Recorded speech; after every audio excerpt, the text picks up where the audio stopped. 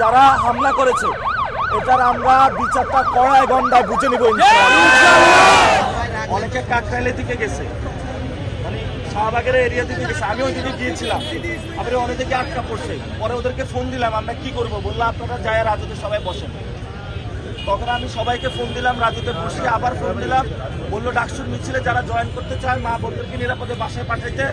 এটার পরে সারা রাত আবার কাজ করতে হবে, মেডিকেল টিমের রেসপন্সের জন্য সব হসপিটালে যাইতে হবে। এখানেও অনেকে আহত আছে, এদেরকে হসপিটালে নিতে হবে চিকিৎসা করাতে। তারপরে তারা যে কর্মসূচি দেয় ওটাতে আমরা জয়েন করবো, নিচ থেকে আগ বাড়িয়ে জয়েন করার দরকার নাই।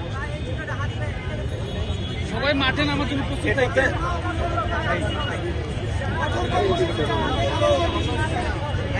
আজকে আমি বলি, একটা হলো হাদি ভাইয়ের বিচার, আর একটা হলো আজকের মামলা।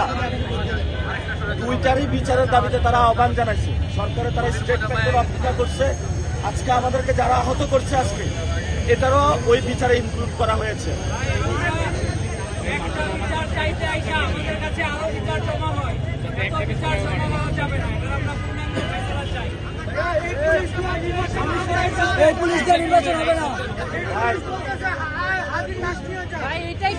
আমি তো ইলেকশন করতেছি, আমি দেখতেছি যে কি অবস্থা, প্রশাসন নিউট্রাল না, আগের প্রশাসনে।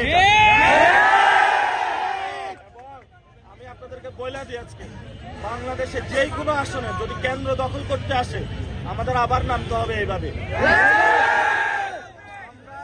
গত 15 বছরে ভোট দিতে পারি না, ইয়াং জেনারেশন এবার প্রথম ভোট দিব, আমাদের ভোট আমরা বুঝে নিব ইনশাআল্লাহ।